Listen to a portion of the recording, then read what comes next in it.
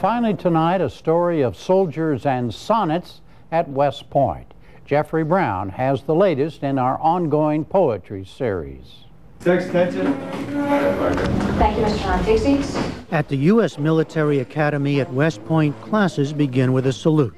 I know Mr. Cook and Ms. Lazari did the Rich and Dunn connection.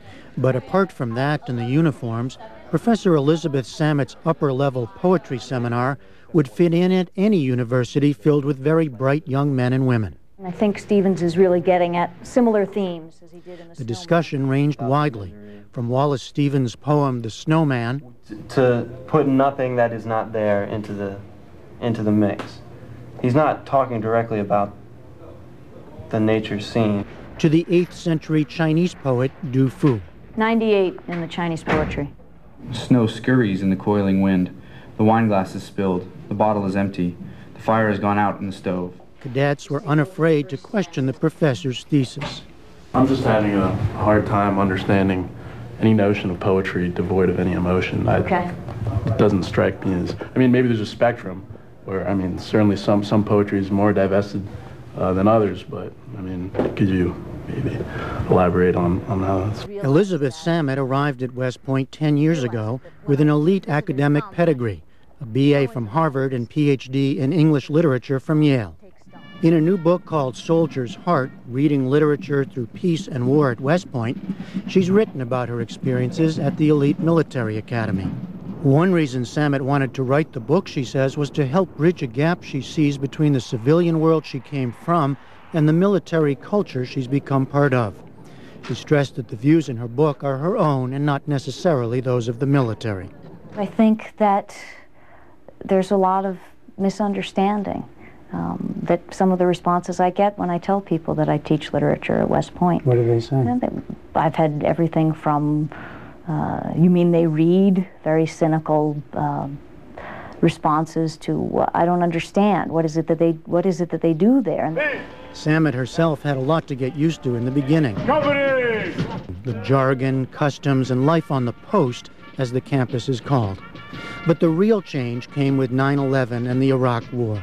It was when the war began that it really felt different, because all of the realities of the profession, which during peacetime recede into the backdrop, I think, inevitably, came to the fore. And cadets in class know that if they're seniors, for example, for the last several years, they've known that within a few years they will be in a war zone. At West Point, where about 20% of all professors are civilians, the English department coexists with the Combating Terrorism Center. Cadets spend their days in physical activities, military drills, as well as training for team sports, and in rigorous classes, including several required courses in philosophy, history, and literature.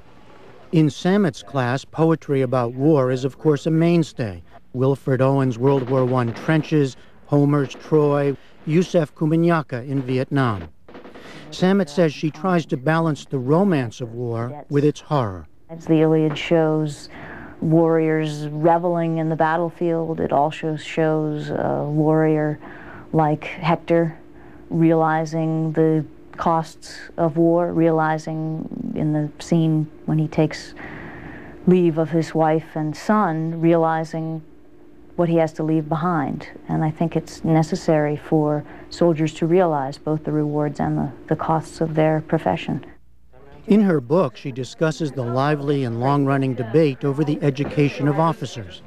Just recently, the journal The American Interest carried dueling essays on the benefits of a graduate degree, with General David Petraeus, who has a PhD in political science, declaring that the most powerful tool any soldier carries is not his weapon, but his mind, while retired Lieutenant Colonel Ralph Peters argued that too much formal education clouds a senior officer's judgment. Samet says she sometimes has cadets in the required classes balk at studying sonnets. I've had students say flat out, I want to be a lieutenant. What does this have to do with being a lieutenant? Or a cadet a few years ago, when I was writing some terminology on the board, sat back and said, I can't take that to Iraq. I can't take that to Iraq. Right.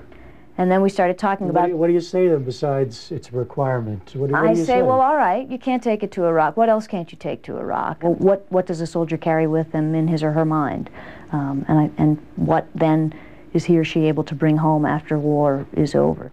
The cadets we observed were mostly English majors and had no question about the value of poetry. But when Professor Samet allowed me to talk to them, there was a range of views on what exactly poetry does for them. You get out of bed in the morning because you look forward to learning new things about the world around you and about life, and there just has to be more for us than just being soldiers, because we are people too. And part of being a human is learning to appreciate art. Do you see, though, a connection between the poetry, what you're learning here, and becoming an officer? Yes. The poetry is directly related to our function as a military officer, because at the bottom level, we're all here training to take lives. And that's a concept that you really can't approach without art, without some sort of deeper understanding of the human condition, which is exactly what poetry is. I think that's a clumsy way to say that. I think we're not here to take lives and destroy things. All right, that's perhaps those are the tools of of the Army and the military, But really, we're here to learn how to be leaders, and I think that a lot of poetry has a direct influence on how I think about leadership and how people view leadership. Lieutenant Colonel Michael Stoneham has led men and women in the First Gulf War and elsewhere. He also has a PhD and heads the English department at West Point. What is the purpose of a liberal arts education, and literature in particular, here? Well, I think since all our graduates are going to be Army officers, a liberal education is particularly important, since their ability to understand others, to work with others, to communicate clearly different ideas, and to think perhaps broadly and insightfully is particularly important. Elizabeth Samet hears regularly by email from former students now in Iraq, their questions, fears, hopes, and has similar conversations with those soon to go.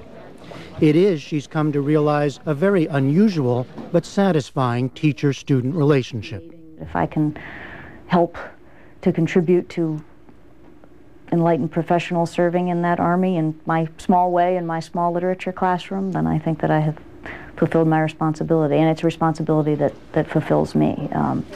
These cadets really matter. And these are cadets for whom poetry, for one reason or another, really matters.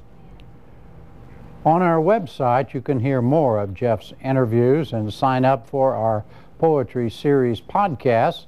It's all at pbs.org.